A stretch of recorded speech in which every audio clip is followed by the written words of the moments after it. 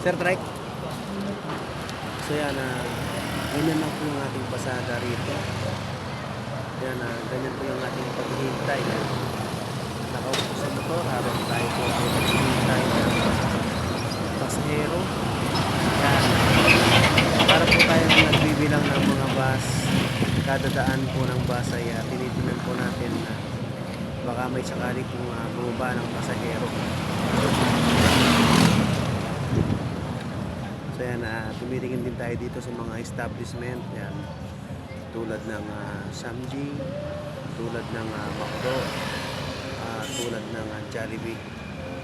Yan, dyan din ay nag-aabang din tayo ng mga pasahero natin na pwedeng manggaling dyan.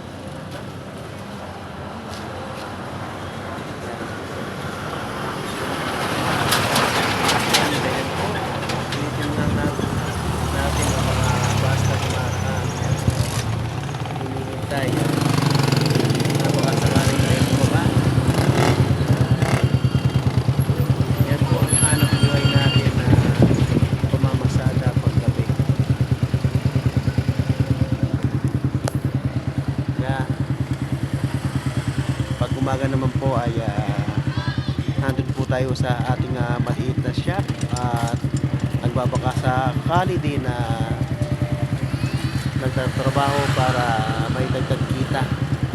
Yan, nandun po tayo sa shop ni Utol Jason.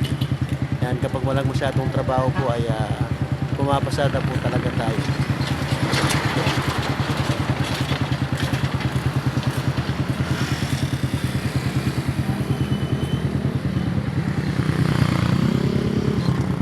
So yan, minsan po ay napaka simple po ng pamamasada po ay titingnan. Pero po minsan may kita, minsan wala, minsan may 1,000, minsan may 800, minsan may 500, minsan may 300. Pinakamababa na po yung mga 300 at kadalasan ay kumikita po tayo ng 400, 500. Ito yung regular na kita po natin.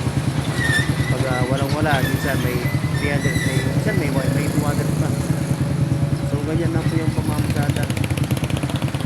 Kaya kayong may asawang mga tricycle driver, yan. Kung sinasabi ko wala po silang kinita, yan. Tama po yun, minsan wala po talaga. Minsan nakakasamba naman. Ganun lang po yung pamamasada namin dito. Kaya